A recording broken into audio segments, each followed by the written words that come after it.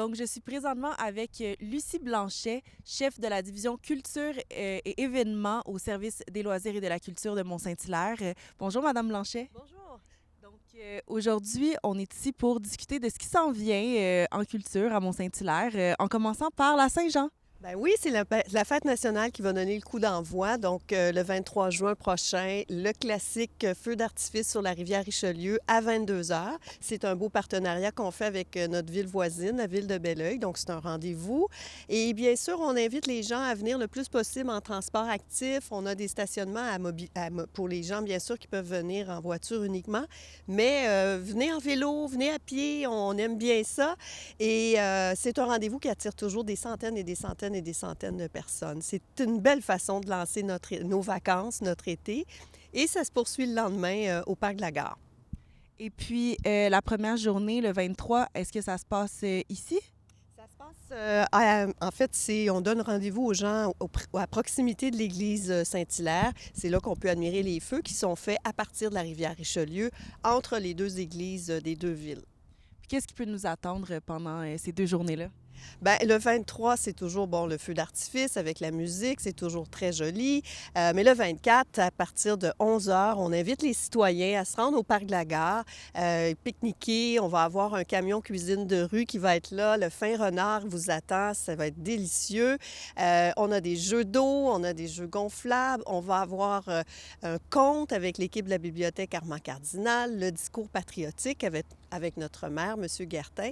Et cette année, une thématique toute spéciale qui est lancée partout à travers le Québec et qui rend hommage à notre démon blond, à notre numéro 10, Guy Lafleur, qui aurait célébré cette année ses 75 ans. Donc, M. Lafleur qui nous a quittés il y a déjà de ça 4 ans maintenant, mais qui a marqué vraiment l'histoire du hockey, qui a marqué notre histoire aussi au niveau de ses nombreuses victoires de Coupe Stanley. Je pense que c'est beaucoup dans l'air au moment où on se parle aujourd'hui. En espérant que ça continue d'ici là aussi. Oui, en espérant qu'il y aura de la relève aussi talentueuse que M. Lafleur l'a été. Alors, c'est un bel hommage qu'on veut lui faire. Alors, il y aura un jeu questionnaire qu'on a déployé, des prix pour les gens qui connaîtront bien l'histoire de ce chic monsieur. À chaque année, c'est un événement qui rassemble énormément de personnes. Pourquoi vous pensez que c'est important de fêter cette fête nationale puis de rassembler les gens de Mont-Saint-Hilaire et de Belleuil ensemble par le coup même?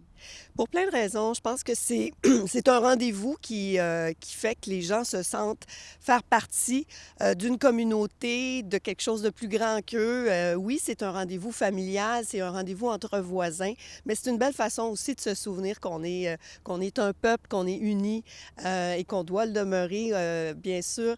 Alors, je pense que ça ne s'essouffle pas, cette espèce de sentiment de faire partie vraiment d'une grande communauté. Donc, ça va être tout près d'ici aussi que ça va se passer, proche de l'esplanade de l'hôtel de ville, le marché public. Oui, c'est le retour de notre marché public dès le 18 juin prochain.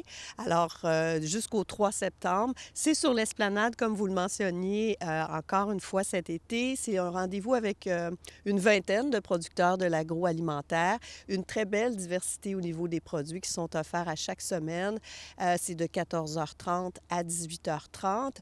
Chaque semaine, on va faire également notre tirage de coupons gourmands à venir dépenser à notre marché. Et à chaque semaine, il y aura une dégustation d'un des produits vedettes. Donc, c'est un beau rendez-vous, beau temps, mauvais temps. Nouveauté cette année, lorsqu'il y aura pluie ou grand vent, on déplace le marché à l'intérieur du gymnase. Donc, on va mettre une petite signalisation en place, mais pour les gens qui sont plus familiers, il s'agit de se présenter à la réception de à la réception du centre aquatique. Et là, on vous accueille à l'intérieur, bien à l'abri des intempéries. Puis pour ceux qui n'étaient pas au courant que le marché public existait, là, quel genre de produits sont vendus? Comment ça se passe? Quelle est l'ambiance? Bien, c'est une ambiance qui fait beaucoup très petit marché européen, étant donné qu'on est quand même sur un endroit qui est très intime. On peut y retrouver des produits vraiment très variés. Bien sûr, il y a de la viande, il y a les légumes, il y a les fruits, mais il y a aussi des huiles. Il va y avoir aussi du vin, du cidre. Il va y avoir aussi des champignons, des gousses d'ail, du pain. Alors, vraiment, je pense que les gens, à chaque semaine, ils prennent plaisir à découvrir un nouveau produit. Puis, ce qu'on veut vraiment mettre de l'avant, c'est venez goûter le marché. Les producteurs aiment beaucoup vous faire goûter et aussi parfois vous proposer un mariage entre tel fromage puis aller voir mon copain de l'autre côté, l'autre table voisine pour son vin. Il y a des belles échanges qui se font. Donc, c'est un bon moyen de découvrir des beaux produits locaux. Et dernier point à l'agenda, cabaret. Oui, les cabarets de l'Ormeau, 21e édition cet été.